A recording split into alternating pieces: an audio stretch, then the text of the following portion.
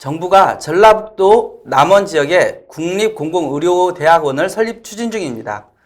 이 대학을 졸업하고 의사 면허를 취득하면 도서, 상감벽지 등에 있는 의료기관에 일정 기간 의무적으로 근무하게 함으로써 의료 취약지 문제를 해결하겠다는 것입니다. 얼핏 들으면 그럴싸해 보이는데요. 의료계는 심각한 우려를 나타내고 있습니다. 한마디로 우리나라 공공의료가 황폐화된 이유는 결코 의사, 공공의료에 종사할 의사 숫자가 부족해서가 아니라는 것입니다. 대한의사협회는 최근 국립공공의료대학원 설립 대응 태스크포스를 구성하고 발빠르게 대응하고 있습니다. 태스크포스 위원장을 맡고 계신 한희철 한국의학교육협의회장님과 성종호 의협정책이사님을 모시고 국립공공의료대학원 설립의 문제점에 대해서 이야기 나눠보도록 하겠습니다. 안녕하세요. 네, 안녕하세요. 예, 교수님, 공공의대가 의료 취약 지역의 문제를 해결할 수 있을까요? 예, 그래서 그 공공의대 설립에 대한 안을 정부가 지금 추진 중에 있는데요. 예. 이제 그것은 이제 공공의대를 해결하려는 공공의료를 해결하려는 것을 문제를 좀 정확히 하셔야 되는데 그 공공의대를 설립하는 게 문제가 아니라 사실은 이 공공의료의 문제보다는 필수 의료의 문제라고 좀 더 저희가 포커싱을 정확히 해야 된다고 생각합니다. 필수 의료요? 예. 예. 그러니까 이 공공의료라는 것은 현재 그 의료계를 보시면 알지만 그 민간 병원이 사실은 굉장히 많은 부분을 담당하고 있거든요, 사실은. 근데 그것을 공공의료로 하고 정의를 하면 사실 공공의료를 다 하고 있는 건데요. 그 중에 필수 의료에 대한 문제점이 많이 나와서 이제 그것에 집중을 하다 보니까 그 필수 의료가 안 되는 이유가 의사들이 그것을 가지 않는다라는 그런 논리 때문에 이런 공공 의식이 있는 의사를 길러야 된다라는 그렇죠. 그런 의도로 그 했는데 뜻으로 공공의대를 설립하겠다고 하는 것이죠. 지금 단지 취약적의 문제를 해결한다는 그냥 간단한 명제가 아니라 지금 방금 교수님께서는 필수 의료라는 단어를 좀 생소하게 좀 들리는데요. 네. 필수 의료라는 개념 어떤 개념으로 쓰신 또 공공의료라는 개념도 있는데요. 예, 그러니까. 공공의료라는 건 현재는 우리나라의 공공의료기관들이 다 각 지방에도 의료원들이 다 있고요. 그래서 문제는 이제 접근성에 대한 문제인데 특히 응급 상황 같은 경우에 이제 환자들이 병원에 가지 못해서 사망하는 경우나 이런 것들을 해결하는 것이 사실 필수 의료의 그 취약점이라고 생각할 수 있는 거죠. 이게 필수 의료라는 것은 아주 응급의료라든가 이런 아주 필수적인 요즘에 문제되는 응급이나 분만 생존에 관한 이런 아주 그런 아주 중요한 문제가 지금 필수 의료라고 심각하다고 생각하는 거죠. 그러면 공공의료라는 원론적인 정책이사님이시니까 공공의료라는 그 원론적인 얘기 어떤 걸 의미하는 건가요? 우리는 민간의료도 있는데 이런 건 공공의료가 아닌가요? 그러면 그 공공의료에 대한 개념이 사실은 좀 불확실하죠. 예, 이게 우리나라에 좀 어렵더라고요. 예, 우리나라에만 있는 개념이고 영어로도 번역이 안 됩니다. 그러니까 영어로 이제 퍼블릭 헬스다 그러면 이제 그거는 공중보건이지 않습니까? 예, 공중보건. 예, 예. 그러니까 공중보건 개념이라는 건 이미 전 세계적으로 어떤 공감대가 마련되어 있는데 공공의료라는 개념은 우리나라에서만 만든 것이고 일부 보건학자들이 만든 개념인데 공중보건이 전체적 인구 그룹을 대상으로 한다면 공공의료라는 거는 이제 그 일부 보건학자들이 주장하는 바에 의하면 한 개인의 어떤 그런 의료에 대한 어떤 수요에 대한 공급, 이걸 이제 공공의료라고 얘기하죠. 그런데 이게 학문적인 접근은 그런데 학문적인 접근을 드리기가 더 어려운데요. 공공의료에 대한 법률을 얘기를 하면 사실은 공공의료라는 거는 국민의 건강을 정진하기 위해서 국민의 보편적 의료를 제공하기 위한 모든 행위 자체가 사실은 공공의료입니다. 그런데 이제 그 법적에서도 이 정의하고 또 보건의료 사업 분야하고 그 괴리감이 생기는 게 정의는 국민들에게 주어지는 보편적 의료 행위 자체가 다 공공의료다. 그러니까 우리가 하는 의료 행위 자체는 모두가 다 공공의료라고 할 수가 있는데 저희들 건강보험 이렇게 하면서 진료할 수 있는 분들은 다 여러 가지 질환을 치료하는데 이것도 공공의료라고 할 수 정의로 따지면 공공의료라고 하는 것이죠. 예. 그런데 공공보건의료 사업 분야라는 걸 만들어서 첫째는 의료 취약계층, 두 번째로는 그 의료 취약지, 그 다음에 세 번째로는 생명과 직결되어 있는 그 중요한 어떤 의료 행위, 그 다음에 정부가 지정하는 어떤 의료 행위, 이렇게 이제 구분을 좀 해놨습니다. 그러다 보니까 공공의료 개념하고 보건의료 사업 분야하고 공공의료의 정의하고 좀 괴리감이 생기기 시작한 거죠.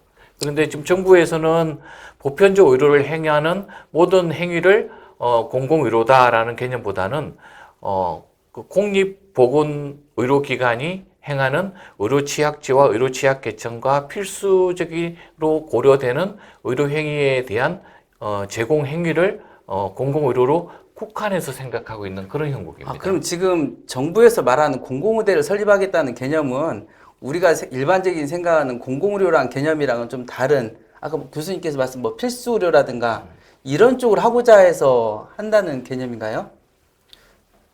그러니까 지금 이제 성 여사님 말씀하셨지만 공공의료에 대한 정의가 지금 사실 법적으로는 그 모든 그런 우리나라에 행해지는 것이 사실은 공공의료, 공공보험화에서 공공의료 형태를 띠고 있는데도 전국민 뭐냐? 근데 불구하고 그동안 민간 기관이 했던 부분이 충분히 잘 되고는 있는데 단지 문제가 되는 거는 이런 뭐 필수의료나 의료 취약지 이런 부분이 해결이 잘 안 되고 있는 부분이고 뭔가 해결이 안 되는 부분이 있다. 그 부분은 있는데 그 부분의 문제를 정확히 드러내는 것보다는 그냥 공공의료라고 크게 얘기를 하다 보니까 이게 혼선을 좀 갖고 오는 것 같습니다.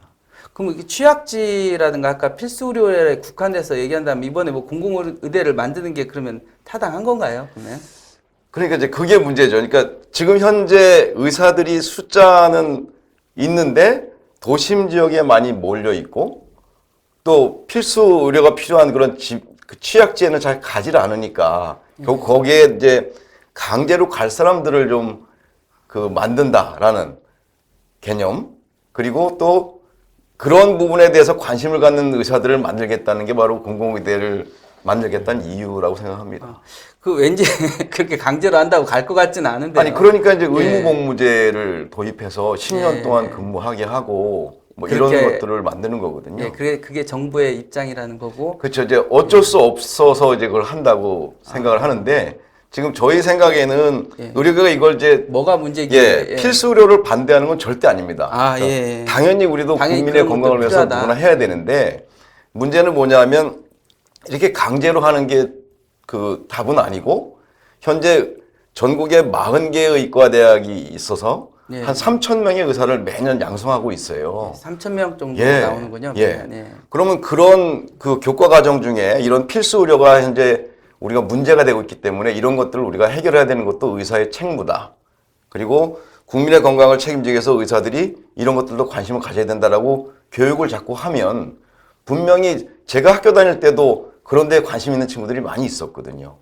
근데 왜 지금이라고 없겠습니까? 그러면 그런 사람들이 관심을 갖고 그런 지역에 가서 일을 하겠다고 하려면 지금보다는 좀 필수 의료 지역에 있는 근무 환경을 좋게 해주고 또 병원 환경을 좋게 해주면 충분히 갈 것 같은데 그거를 이제 한 번도 저희한테 의뢰한 적은 없어요, 정부가. 그렇게 하면 그냥 갈 것 같은데요? 갈 것 같은데 정부가 의과대학 협회나 이런 데에다가 이런 필수 의료를 해결하기 위해서 교육적으로 뭔가를 좀 구상해달라는 얘기를 한 적은 없거든요. 그냥 뭐 몇 억, 몇십억 들여서 그냥 의뢰해보면 될 것 같은데 이번 공공의대 이번에 그 정부에서 이야기가 나왔을 때 예산이 얼마 정도 되는 건가요, 그러면? 실질적으로 공공의료대학원을 설립하는데 투자되는 비용이 이렇게 내년에는 원래 그 4억 한 7, 8천 정도를 예산을 좀 책정을 했었는데 이번에 좀 삭감이 좀 됐습니다. 근데 그것도 예산이 통과됐다라고 자화자찬하고 있는 그런 형국인데 4억 7, 앞으로 8천. 앞으로 들어간 앞으로 들어가는 금액은 궁금한데요. 그거는 이제 누가 그 비용을 이제 계상하는가에 따라 좀 다릅니다. 근데 저희들이 이제 계상한 바로는 이제 건물 신축 비용하고요. 그다음에 이제 매년 이제 이루어지는 어떤 비용하고 그다음에 학생에 대한 지원 비용 이런 게 이제 좀 구분이 되겠죠. 근데 건축 신축 비용 같은 거 한 2, 300억 정도를 저희들은 이제 생각을 좀 하고 있고요. 건물은 있어야 하니까요. 그다음에 근데 그 땅은 남원시에서 아마 기증을 한다고 그럽니다.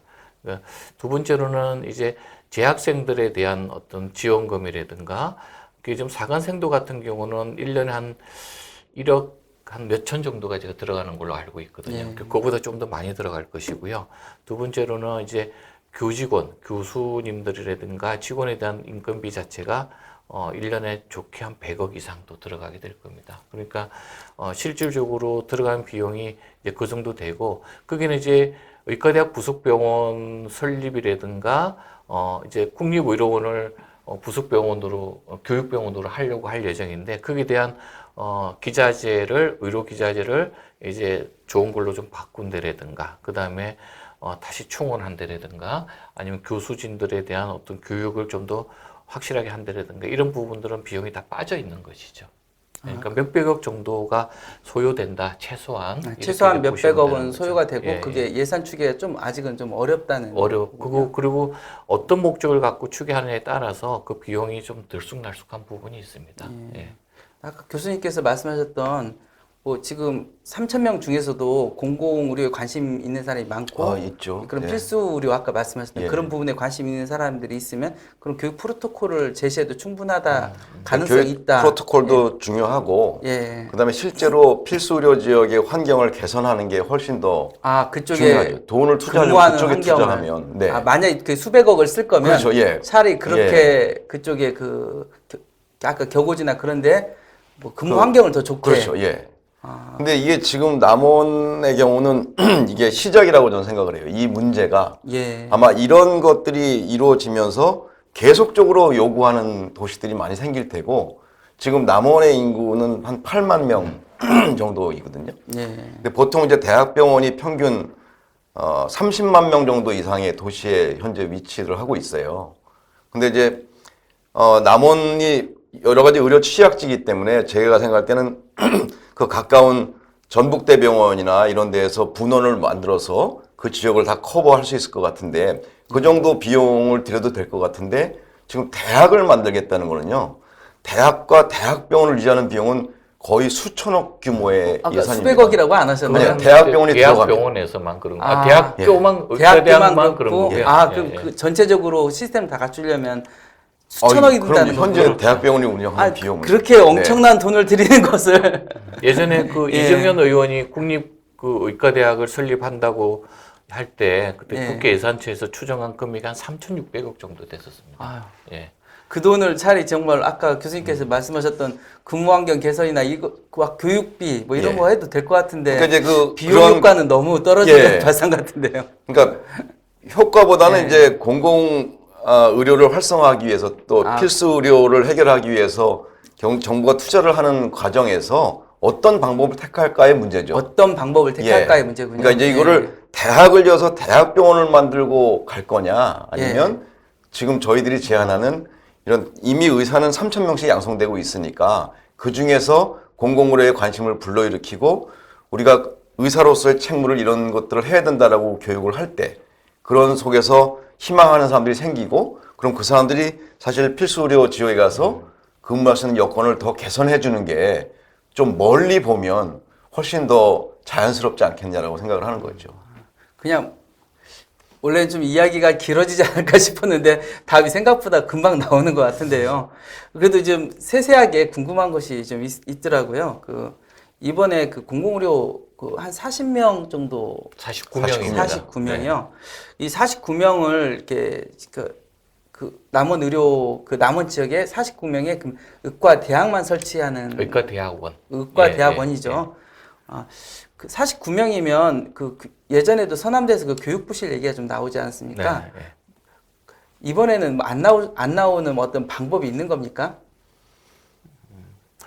제가 한번 말씀을 드리면 49명은 사실 되게 그러니까 소규모 의과대학이죠.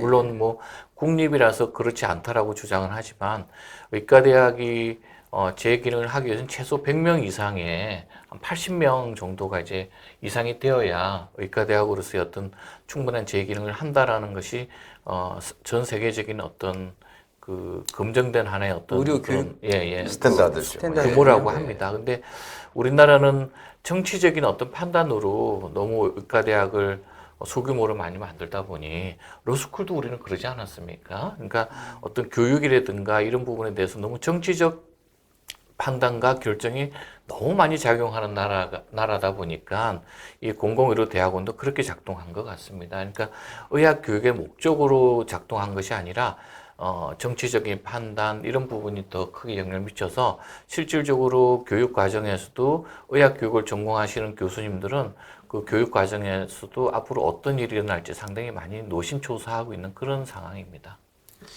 지금 들어보니까 정말 당황스럽군요. 그 의학교육의과대학원을 만든다면 당연히 이쪽에 의료계 교육을 하시는 그런 교수님들하고 사회적으로 이렇게 많은 논의를 해야 할 것 같은데 그런 과정이 있지도 않았던 것 같고 그런 정치적 판단에 의해서 비용 효과도 상당히 의심스러울 수밖에 없고 그리고 실제로 이쪽 의료계에서는 답을 이미 아까 여러 가지 대안을 좀 제시해 줬는데도 그 부분에 대해서 논의가 진행되는지 조금 의문이네요. 그 논의가 진행되고 있습니까? 지금 이렇게 해서 지금 태스크포스를 만들어서 의견을 제시해주고 있을 것 같은데 정부에서 좀 귀담아 듣나요? 몇 차례 미팅을 하긴 했었는데요. 네. 뭐 나름대로 논리가 이제 뚜렷해서 그렇게 가고 싶은 의지가 많이 보였습니다. 근데 제가 이제 한 가지 또 그런 데서 걱정했던 부분은 이제 이게 공공의료 그 발전 계획이라는 것이 이번에 발표됐었거든요. 예. 근데 이제 우리나라는 보건의료 전체적인 발전 계획이 17년 동안 한 번도 세워진 적이 없었어요. 원래 법적으로도 5년에 한 번씩 발전 계획을 세워야 되거든요. 그럼 보건의료 전체 방향이 없이 공공의료 발전 계획만 세웠단 말이죠. 그럼 이것 자체가 보건의료 발전 계획처럼 느껴질 정도로 굉장히 많은 부분을 건드리고 있단 말이죠. 그러면 의사들이 왜 도심지에만 몰려 있고 취약 지역에 잘 안 가려고 하는지를 이유를 잘 들여다보면 그건 이제 판단할 수가 있어야 되는데 그런 판단을 하는 것보다는 안 가니까 강제로 가게 하겠다라는 생각의 논리거든요. 이건 아주 교육적으로도 좋지 않은 방법입니다. 왜냐하면 그동안에 많은 실패를 겪었거든요. 그러니까 뭐 군의탁 장학생이나 공중보건의도 실패한 것이 장학생 제도 있었던 것 같습니다. 그래서 그런 것들의 결과를 보고도 이번 것은 다를 것이라고 얘기하는 그 근거는 전 잘 모르겠고요. 이번에 공공의대를 만들면 거기 들어오는 학생들은 특별히 다른 학생들이 들어올 거라고 생각하는데 글쎄 저는 그런 생각은 잘 들질 않아서요. 그래서 이런 보건의료에 대한 전체적인 논의를 의료계와 정부가 같이 정말 허심탄회하게 국민의 건강을 증진시키기 위해서 노력을 해야 되는데 이게 서로 의논 없이 방향성 없이 마구 이렇게 정책이 나오는 때마다 이렇게 의료계가 반대하고 이런 모습이 사실은 저는 굉장히 안타깝습니다.